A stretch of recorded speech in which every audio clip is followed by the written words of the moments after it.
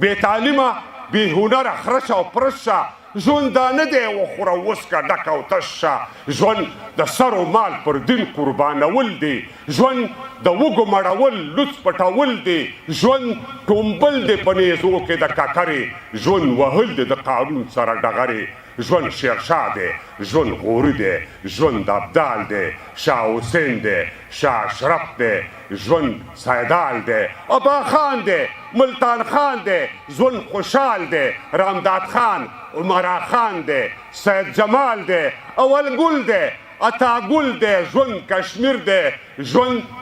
منصور برجان سنگین دی ژوند نصیر دی هغوی په خپل او زه په خپل ځان تاوان شوی یم هغوی په خپل او زه په خپل ځان تاوان شوی یم که ما ویلی چې پښتون مسلمان شوی یم البته دا بیتونه شیخ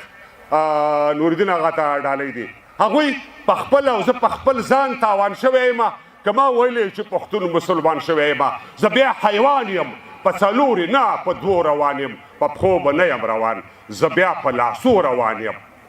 زه دا منم چې هم پښتون او هم افغان پاتې یم خو له آدمه تر دې دمه مسلمان پاتې یم زه او زما اهل و عیال دې ترې بار بار قربان شي د محمد تر دین دی مور او زما پلار قربان شي زه او زما اهل و عیال دې ترې بار بار قربان شي د محمد تر دین دی مور او زما پلار قربان شي دا اړوی ما په بل مخ سټه په سټه ښه ده مسلماني مې لوڅوی ما داسې پټه ښه ده اوس تر پخوا راکمه شوې ده الله دې خیر کړي مسلماني اوس شکل شوې ده الله دې خیر کړي اوس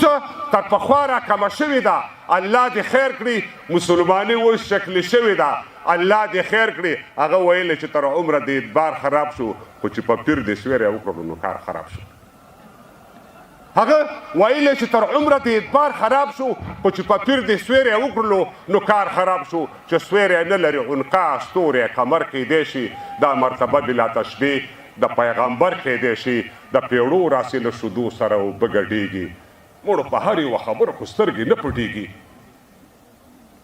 څو ځلې راته وویل چې قسم وکړه نور بس دی څو ځلې راته وویل چې قسم وکړه نور بس دی دې ځان مې راته وویل د ځان غم وکړه نور بس دی له خپل ځان نه ورپټ شم لکه شمه ویلې کېږم باور وکړه کابله چې اوس هم پلټل کېږم څو ځلې راته وویل چې قسم وکړه نور بس دی دې ځان مې راته وویل د ځان غم وکړه نور بس دی له خپل ځان نه ورپټ شم لکه شمه ویلې کېږم باور وکړه کابله چې اوس هم پلټل کېږم د خپل سویرې ته وایم چې مه راپسې ځغله چې اوس هم باوري نه شم کابله نو بیا کله د خپل